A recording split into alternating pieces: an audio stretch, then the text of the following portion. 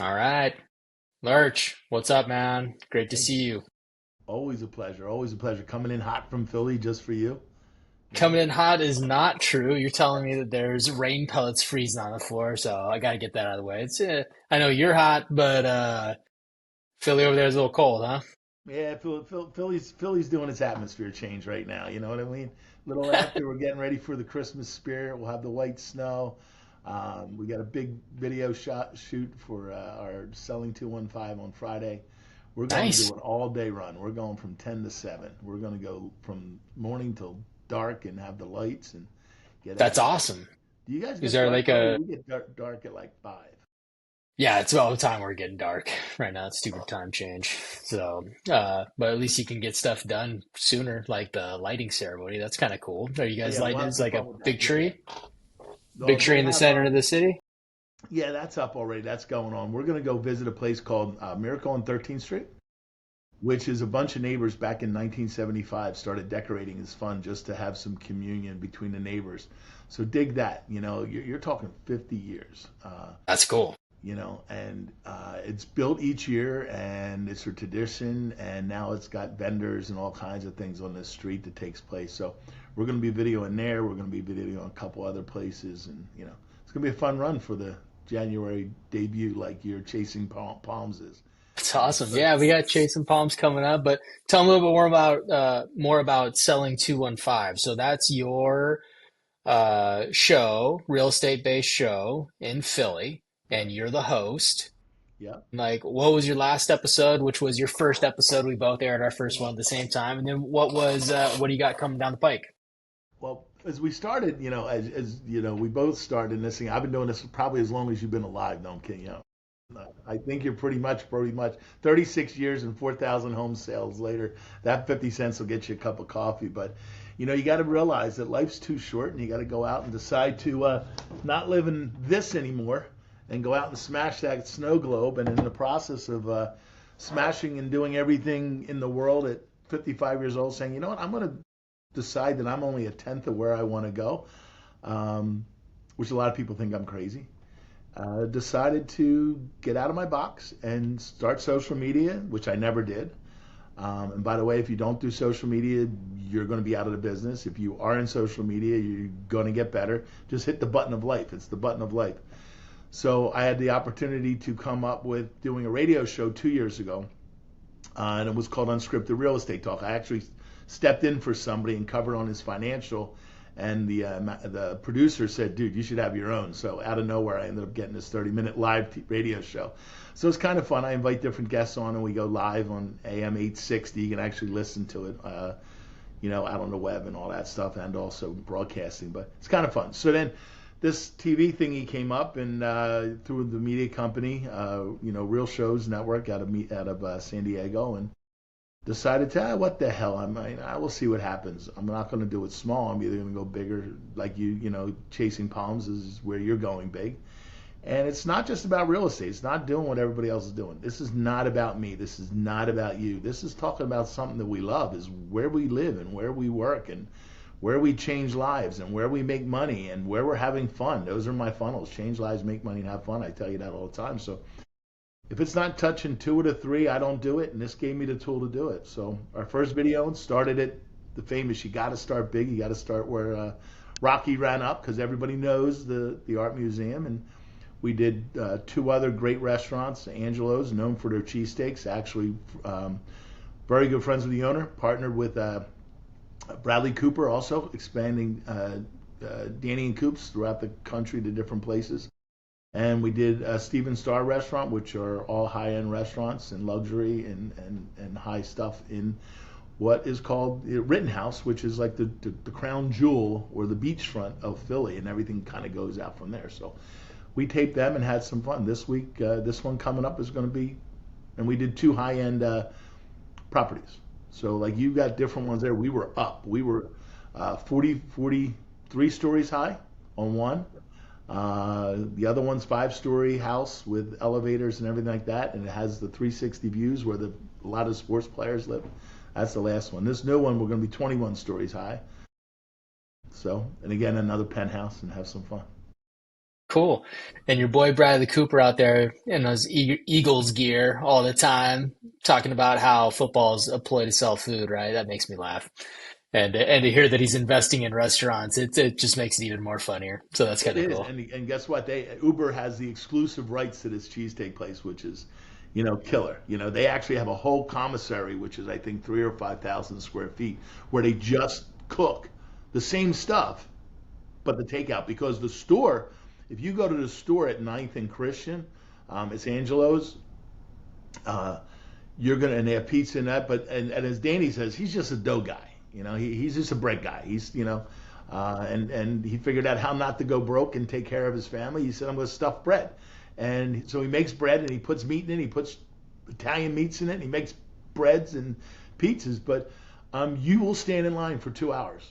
It'll go down around the block unless you're ordering. And then you can order, you can't eat in, by the way, unless you're a celebrity. You go up to the second floor in this old row home, which is like an open big room now. And it's really rustic. And it's got some metal chairs and some bottles of 14 bomb and a cooler of beers that people bring. Danny doesn't supply people that come and visit.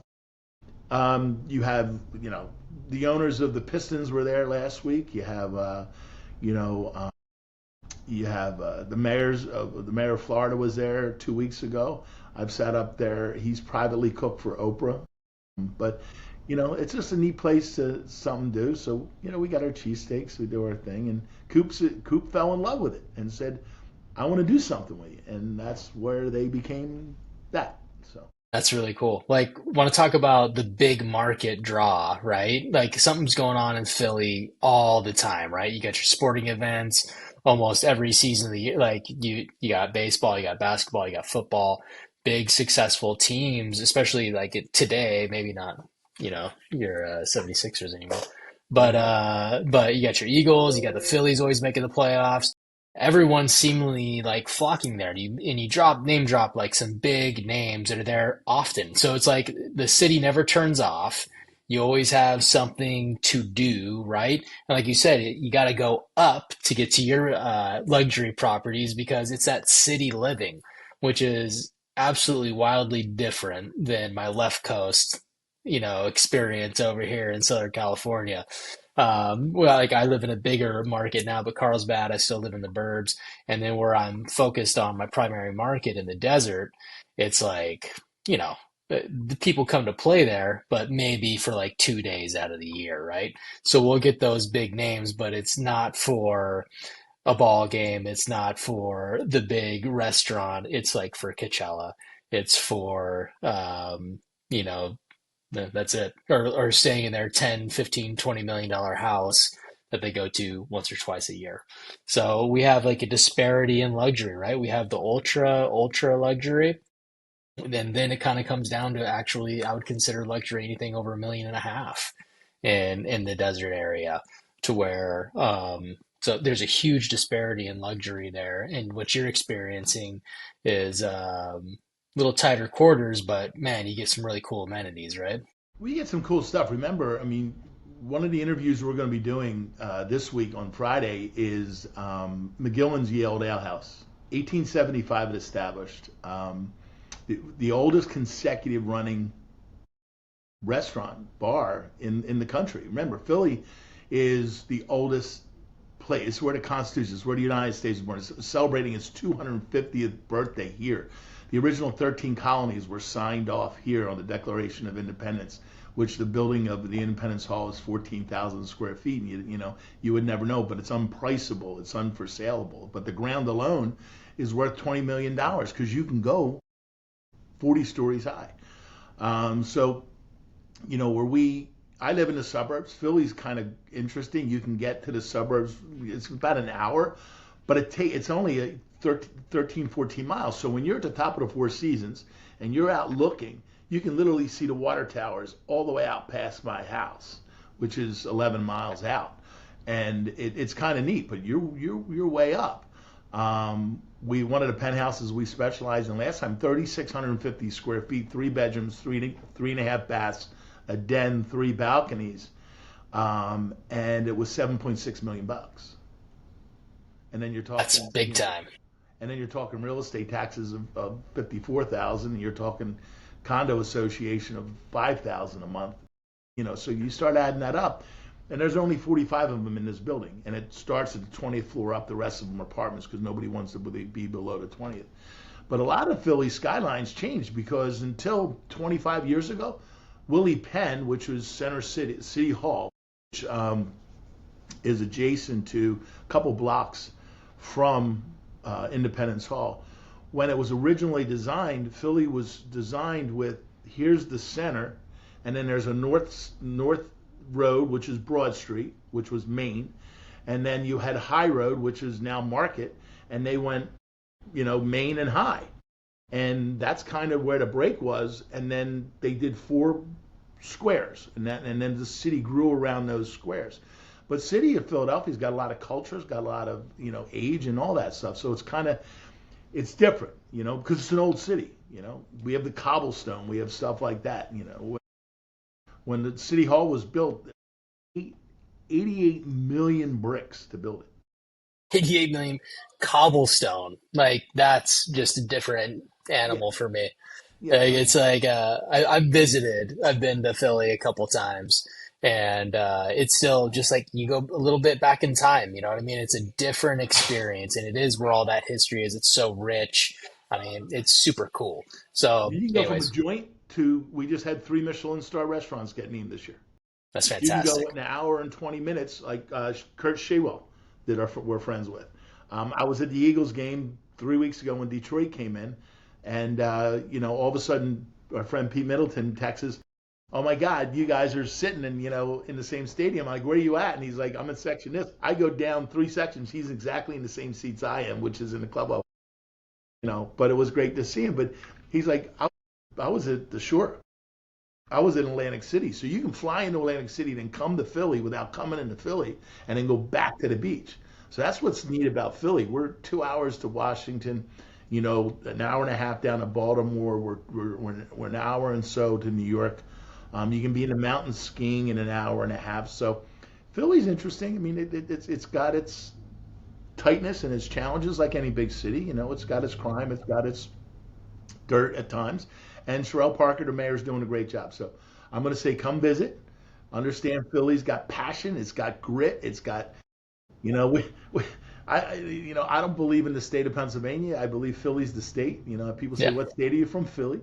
yeah, We're the city of brotherly love, but we love what we love, and it's in our blood. It is what we are. that's awesome. Well, I love that about where you live. And the East Coast is so funny to me because California is such a massive state. Like you could drive the whole state and not, leave its borders in a day. And where you guys can cross state lines for lunch, it's kind of wild how tight quarters it is and how many things are just so close together. It's just a different type of atmosphere. Like our deal, we base everything on how close it is to Disneyland or the beach, right? Well, So well, that think that's about our this. that's our deal. How many miles would you have to go to run into 1.5 million people? This is you can walk in an hour Exactly. from one end of the city to the other. I'm talking walking. You're talking 23 blocks. Let's say an hour at a normal pace, at the most. You're talking 1.5 million. You're talking in the 5 suburbs of Bucks County, Montgomery County, Elko, Chester, and then Philly. You're talking 4.6 million people. That's dense. So when you're in your area, I come there, I chill out. When you come, I come back here, I start shaking it. It's just electricity of people. Yeah, man. Got that big energy. I love that. And that's cool. And there's a lot of stuff to sell, right? High volume. You can really turn that over in your real estate business. Like you said, 4,000 homes sold. That's like a lot of houses, Lerch. Like 36 it's like, years, yeah, that's a lot. yeah, it's like over 100 a year if I do my Well, math yeah. right. Well, when I was Yeah, in my heyday, I fire 100 plus a year now, but I was doing 350 to 300. I was doing a house almost every 18 hours. yeah, that's wild. It was kind of a neat ad saying, most agents do this every 4.5 months. I've done this in the past 18 hours. Exactly. But again, Philly can come from its base to its high. It has a lot of culture. It has the Chinese market. It has a Lebanese area now up off of Cobb's Creek. It has one of the oldest zoos. But I found out one of the suburban zoos is even bigger than that. It has 1.2 million people go through it, and it's in the suburbs, tiny little zoo.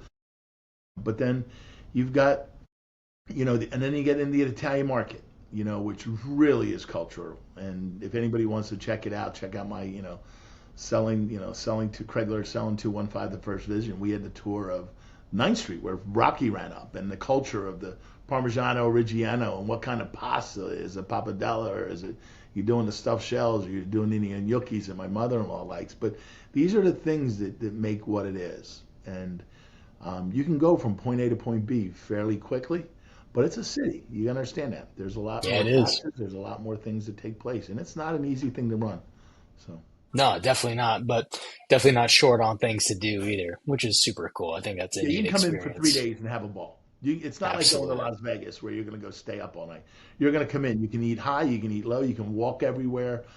You can do things like that. You can go to sports games fairly reasonable, except the Eagles. The tickets are crazy, and um, but again, it comes down to the passion. This is what we do. We are a sports city. We are an industrial city originally was. We have little towns called Fishtown and Northern Liberties and Brewery Town, stuff like that. And that's from where those industries were originally started. Absolutely. I think that's rad. And I'm sorry to say it, but I am right now I'm a Steelers fan because my boy Mason Rudolph's on that team. I keep on rooting for him to keep getting in ball games. But so Yeah, that's good. it's he's a good Yeah. player, man. He's an even better guy. I like to hang out with him. He's a cool dude. So that's why I scope out the other side of town, right? Or the Well, other side of the river. 4.5 hours straight out. It's 4 turns from my house. I get on the turnpike and out to our There friends. you go. Darla Job Cars out there who sells real estate out there, and I think she actually sold Rudolph's house because we talk all the time. And she was That's just at my awesome. son's wedding. She does a lot of the sports celebrities and all that guys out there. From going to Pitt and being raised out there and stuff. So, Yeah, but big market yeah, still. I love Pitt. Now, The college football there, Pitt's good. My son's had offers to play at Pitt. It's great. that's cool. Did you, speaking of the sports and entertainment, what's going on, like in your area of the world, have you signed up for that sports and entertainment action yet? We're working through it. We're probably going to do it. I just haven't. I've got enough things on my plate right now. Are you busy, Lurch? Yeah, right. I'm looking at the luxury part of it. I'm looking at that, yes. But at the same time, it's not that I'm not. It's like I am doing it. It'll probably be done by the end of the year. I just haven't done it yet. And the biggest thing is something that we've all learned in the business. We can knee jerk. I try to function in 90-day paces.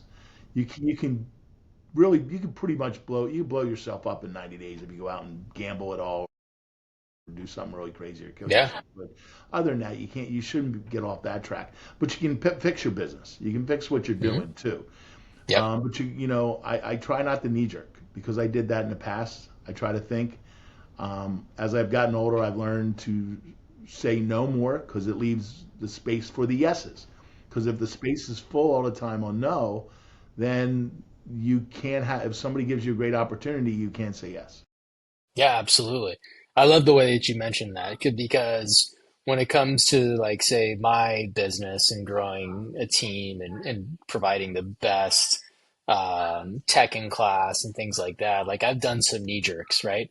I went through some test and retest and spend money on things which didn't pan, right? But if you're willing to take some risks and work down that alley, you can find what works and what doesn't rather quickly, right? I think that's a it, there's better ways to grow your business, but I think if you want to sell 18 homes, I mean a home every 18 hours, like you got to be a risk taker in some facility, right? And Which I I think can. I slowed it down. I've I raised know, my man, sale price, but but yeah. still, I mean, I don't care when it was. That's a big deal.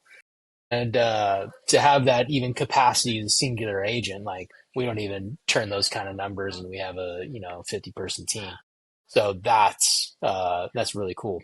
But so you got your life in Philly, you got your big real estate business, you have your show, your son just got married. So My how middle did that son, go? How my, was the wedding? How was my all middle that? son just got married. Cole. I have three kids, Corey, Cole, and Casey. My oldest is going to be 30 on the 8th of December, and my middle son, who was 26, 27, married his college sweetheart, and I have a wonderful daughter-in-law now, and Nina.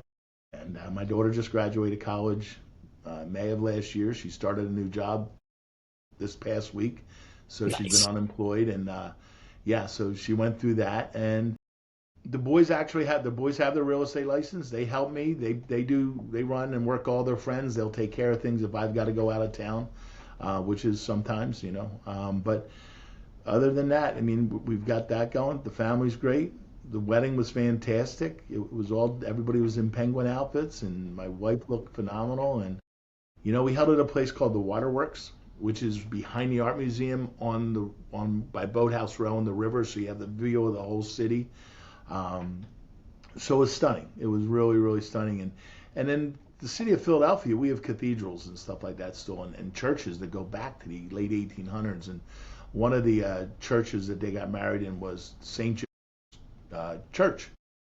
It's a Jesuit church that is actually tied to St. Joe's Prep, the all boys school, which is a nationally known football things that plays Bosco and stuff like that out by you. And my boys went to the same kind of school, LaSalle High School, LaSalle College High School, which is an all boys prep school. But one was in the suburbs, one was in the city, and they battled. They battled for the state all the time.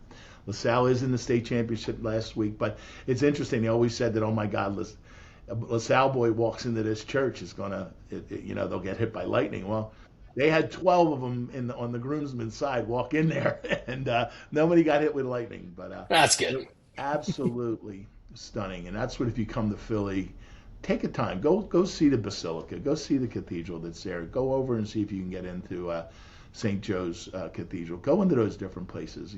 Don't just say, "Oh, I'm going here." There. Walk. You can walk around. And it's fun. It is real That's fun. really cool. I would tell you to walk around my city, but you wouldn't get very far. You'd be on the freeway for a very long time. So, not Our quite the biggest thing is same. don't jaywalk. They will ride you over, and before you Oh, step really? in, So it's oh, not you like New York City. They actually impose the law there. no, no, no, they try, but I'm just telling you, do not step off that curb. If it turns green, look first. Do not. Philly believes red lights are just there for Oh, there's comfort. suggestions. Yeah, no. We, That's so funny. our Broad Street, they just put in because it was getting crazy. You're talking 70 miles an hour, people going up and down this main Whoa. road, which is Yeah. 3 roads wide with cars parked on the side and buses pulling out. People are crazy. It's crazy. So they put this 25-mile-an-hour speed limit in now with zero tolerance. I think it's 28. And for 2 months, they were warning everybody, you don't get points, but your car's getting pictured. Bang, bang. It is a money grab for the city of Philadelphia. First one's 109, second one's 218 or something. Next one's 300 and something. I think So it's it's capped out at escalating. three something. But your first one, but it grows. Oh, it's just a money grab, and it's fantastic. But guess what? I don't ride that road no more. I No had three shot. warnings.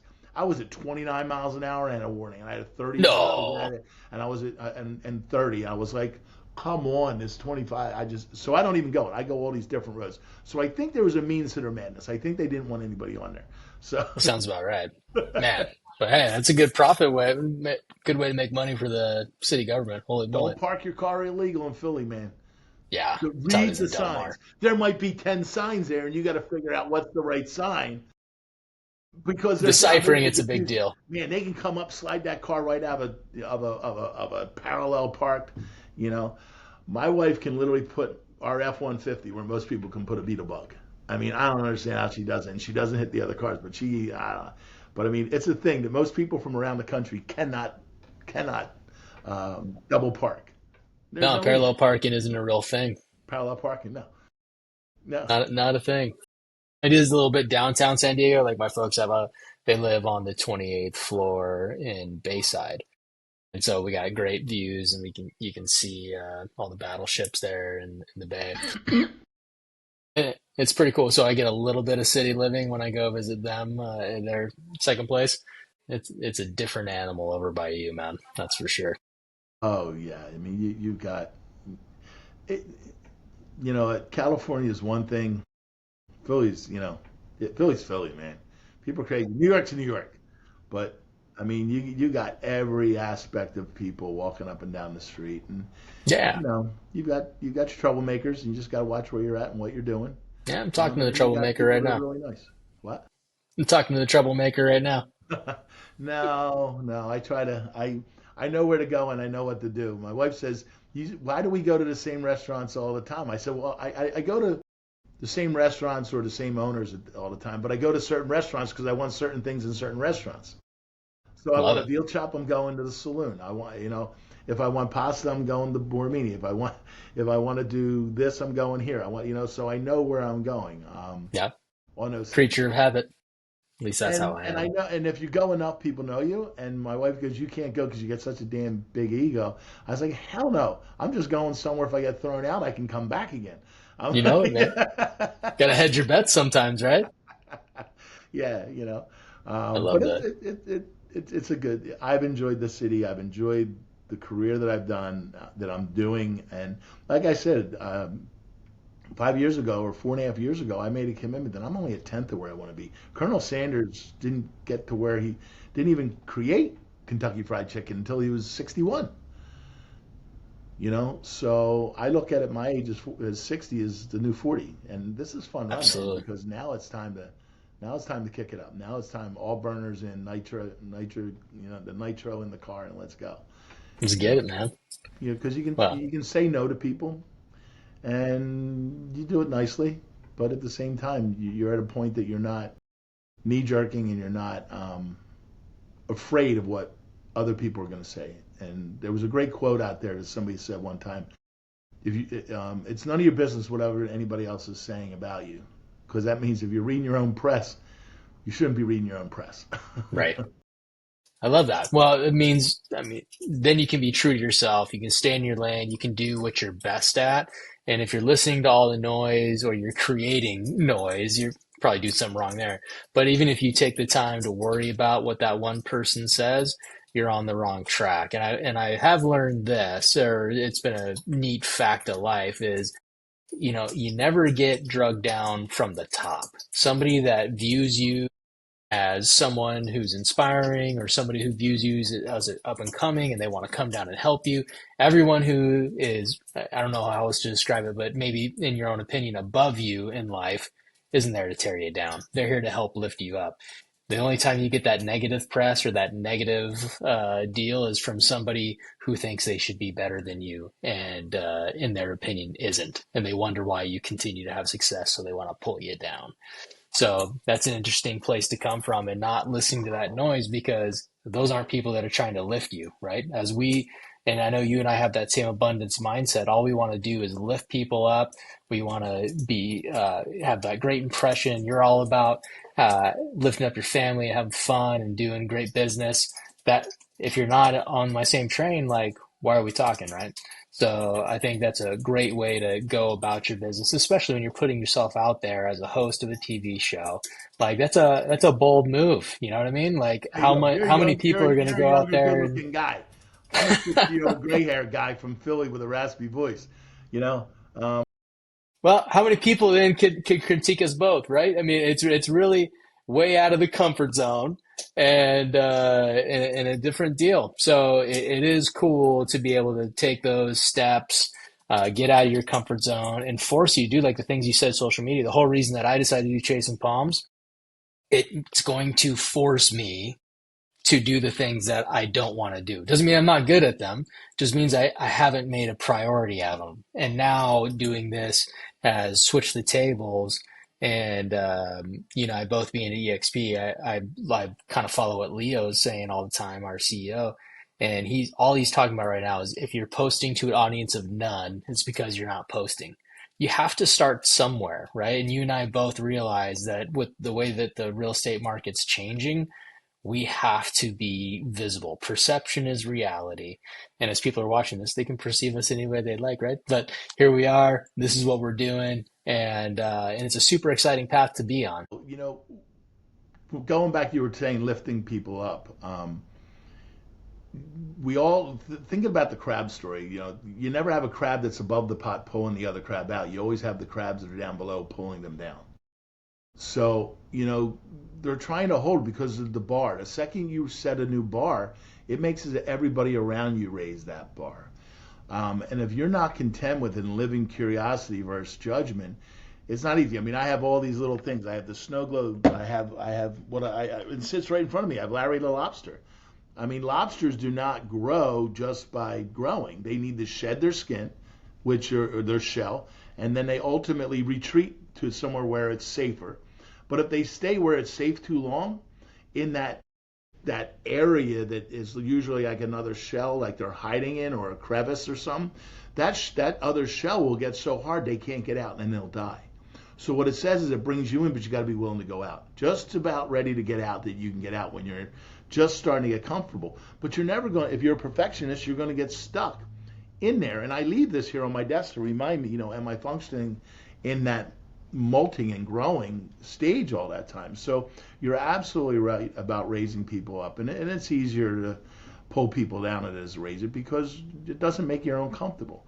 And you're exactly right. Hitting the button of life, we have people that play so much time playing games or whatever it is. Life's a game. Life's a reality show, and that's why the radio show is called Unscripted Real Estate. But if you think about it, social media, it, we spend more time worrying about what other people do than what we're doing. Don't worry about what anybody does. There's only one of you. There's only one person with you with the same DNA in this whole universe. My wife's an identical twin. We're not sure because they didn't get their DNA tested because they were both afraid of doing the 23andMe. They didn't want to be tracked forever. That they're a split of an egg or something. I don't even know what it is, but they're crazy anyway in their age. So the point that I'm trying to say is there's only one of you. Be you. Be the best you. People say, how do you know? I said, I have a hard enough time being me. I can't worry about being you or somebody else. Why am I going to copy you? I got to worry about just me being there. And there's really only two, and you and I've had this discussion. There's only two times in life you're perfect: when you're born and when you die. Everything else, you're doing roles and positions of what's taking place. This is the dash, the famous book, The Dash, of what you take in your time. But you're only perfect these two times, and you have to decide what people are allowed to help you in that mindset. Toxics or not. You want to be happily married, hang out with happily married people. You want to be a drug addict, hang out with drug addicts. You want to be successful, find successful people and hang out with them and listen to them. Two ears and one mouth. Use them in proportion. And as Absolutely. you go through it, those are just some little things that remind me all the time of, bring it down a notch, bring it down a notch. I'll be honest, right before here, I was in some major calls and I was all fired up. And around 2 o'clock, I had a call, one of our partners, Michael, within the XP, and he called me and I just went boom, boom, boom, boom, boom. And then he's like, "Are you done?" I was like, "Yeah." He goes, "Dude, you took the text wrong." I was like, "We're not perfect." And I apologized. We hung up and it really bothered me. And I tried to call him back. He didn't answer for a half hour. And he finally texted me, "I'm on another call." I said, "Good, call me back."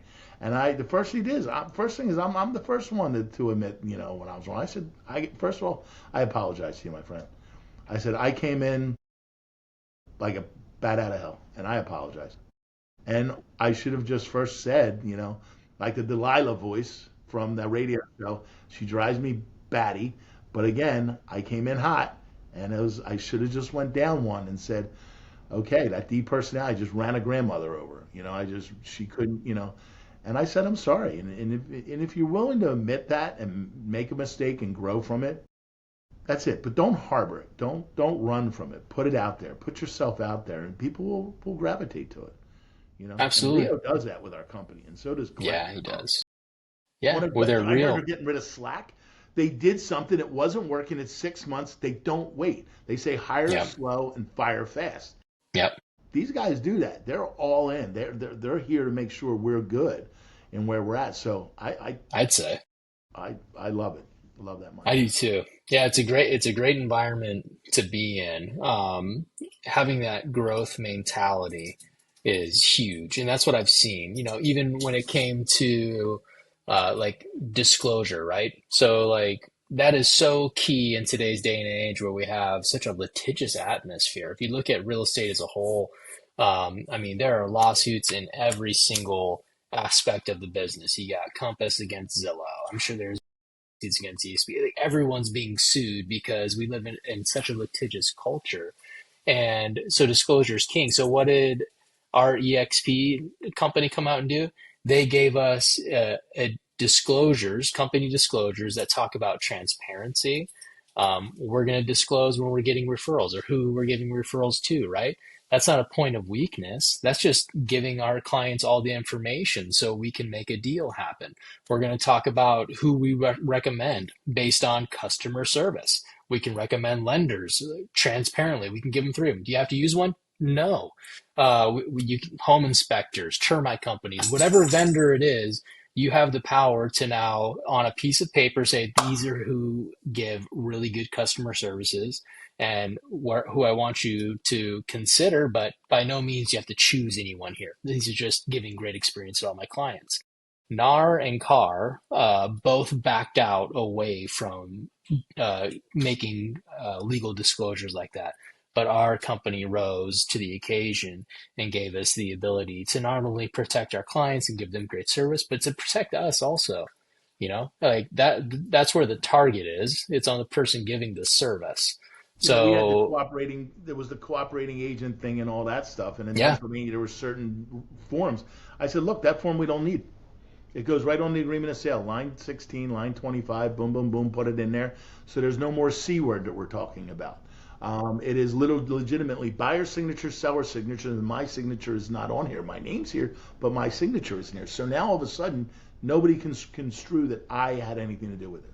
I'm not here to negotiate your fee. Put it in the agreement. Everything can be accepted, countered, or denied. It's part of the absolutely. contract, and I Transparency. love it. I mean, Yeah. I've gotten a raise from it because people were determining what I was getting paid. Now I put the agreement of sale together, and the other agents are looking at it and saying it. And then also on the listing side, we're getting paid more because I'm like, look, let them. We can try to knock it down or we can't.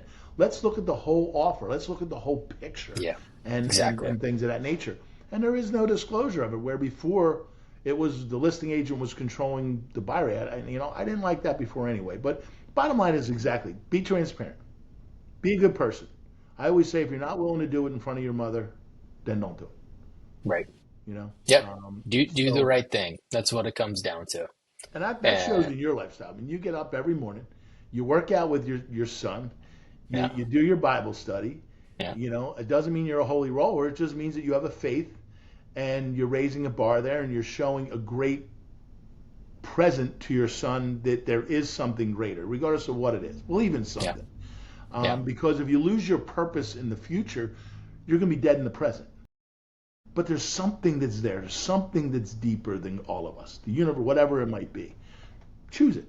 Make it your dog. I really don't care. But the point is we all have some kind of purpose. And if you don't have the Hmm. purpose, there's no reason for you to get out of bed. Yeah. And if you don't have balance, you can't live your purpose, right? And that's why I do wake up and like why my son joins me in a workout. We talk about we want to work on our spirituality, we want to work on our physicality, and we want to work on our mentality. So when we're driving to school, we talk about after we've done, our Bible study and we lifted, it's like, cool, what did we do so far today? Well, we worked on our spirituality, we worked on our bodies, and now when he goes to school and I go to work, we're going to work on our mental capabilities and our mentality. And I think that's huge in today, just because like a lot of people are missing those pieces. And I think that getting lost in the noise and or scrolling on your phone um, is like you mentioned earlier, is a place where people can like lose themselves, right? They're getting so inundated with what's happening in the world that it just changes who they are on a daily basis because there's no point of truth. You got to find your truth. You need to go after it and live according to it, or else you're going to be tossed by the waves of the world. And if you've chosen real estate as your profession, like guess what? You're going to get tossed around quite a bit because you're going to get a lot more no's than yeses, right? The famous Rocky sign is not how hard it's um, not how hard you can hit, it's how hard you can dig getting hit and get it back up again. That's what you really look at it when you start digging and going deep. You know, we we just chose the product. The product is real estate. We help people achieve a goal, a vision of theirs. It could be people do cars, people are painters, people help with air conditioning and whatever. Our products, houses. I mean, I'm an SOB. I'm a son of a broker. I was born in the business. I had no option. I mean, my dad raised his hand and said, you know, you're born. Everybody else says, oh, they're going to be a doctor or a lawyer. My dad said, you're going to sell real estate. You know, and my brother sells real estate. My sister, I was like, so I mean, it's like one of those things. But um, you know what? You figure out where you're at. You figure out you're going to have your ups and downs. You're going to learn a lot. You're going to understand that people are going to run you over. People are going to talk about you. People are going to beat your heels. But at the same time, it's not about what anybody else wants. It's what you want. Pick your best stuff, and that's where it goes. And have fun doing it. I mean, EXP's helped me had the opportunity to meet you. I would the odds of you and me ever. I mean, okay, and I stink at golf. For me, get a hole in one is probably better odds than you and I ever running in or meeting each other. Yeah, absolutely. So, but we've gotten close. We talk. We text. We've got a group. You know, that's one thing about EXP. I've been in. You know, I was born in a small company. Then we grew up to 6 offices, and then we made it a Coldwell Banker. And I was one of Coldwell Banker's top people. And then I left and did my own boutique. And you know, you go to a lot of places, and even in some of a lot of the other, I'll call franchises and things like that, because they're franchises. They pay for the space. EXP doesn't. You evolve into it. We all own it. The agents, the stock market owns it. Um, but in those companies, these people buy it and they own it, and they feed off of each other. And it could be the same brand. We live in abundance. One, you know, as one ship rises, as the tide rises, we all rise, and it's a mindset. The culture, there's a culture. We all have a culture. Some people are brainwashed on red. Some people are brainwashed on blue and white. You know, some of us, you know, are this one and that one. But we do have a basis, and it was structured on the agent and the vision of people that were in it, technology and growth. And I love people of the same kind grow together. They ultimately find their herd. And when you find your herd, life is so much easier, so much more fun. Um, First being that, you know, being it's like being in a country club that everybody's mean. The place I live, the place I belong, you walk in and everybody's giving each other a high five, a hug, and whatever it is. And if you're sitting by That's it. yourself, you're looking for somebody else. They're like, "Yo, sit with us until you're you know whoever your friend, whoever's coming in." But that's how you live it, and it's a different thing. So it It makes is different. It is counterculture what you're explaining to, especially in our industry, what market standards would be, right? Yeah, I'd go into, because I was at Coldwell Banker also, and everybody had their door shut. Most everybody. My team leader didn't when I first started. She was embodied the abundance mindset. Denise Francis did. But when you talk about most competing brokerages, you got everybody under one flag that have their doors shut and they're at war with each other because instead of thinking about how we can dominate the market together, they're they're in direct competition. And when you start doing that, it leads to negative mindsets and then self doubt. Like there's nothing positive that comes from tearing people down or thinking that you're better off on your own. What you guys did when I joined EXP, and you, Craig, you built into me. You wanted to see me succeed, even if it's from afar. And you've taken the time to text and reach out and be collaborative, give best practices. Like you've done this way longer than I have, and you've probably forgotten more about real estate than I know. So to have somebody in my corner like that is huge. And I think in great closing statements, you're absolutely right. Our community at EXP is so inclusive, so uplifting that I couldn't imagine being anywhere else. So I want to encourage everybody. You got to check out Craig's show, Selling 215. He's the host of the show. He's the main attraction in Philly. He's my friend, and thanks for joining me, man. I really appreciate you. come to Philly, look Let's me up. go. I think I got your number. Anybody All can. right, man. Here we go. Cool. Let's go. I'll see you, man.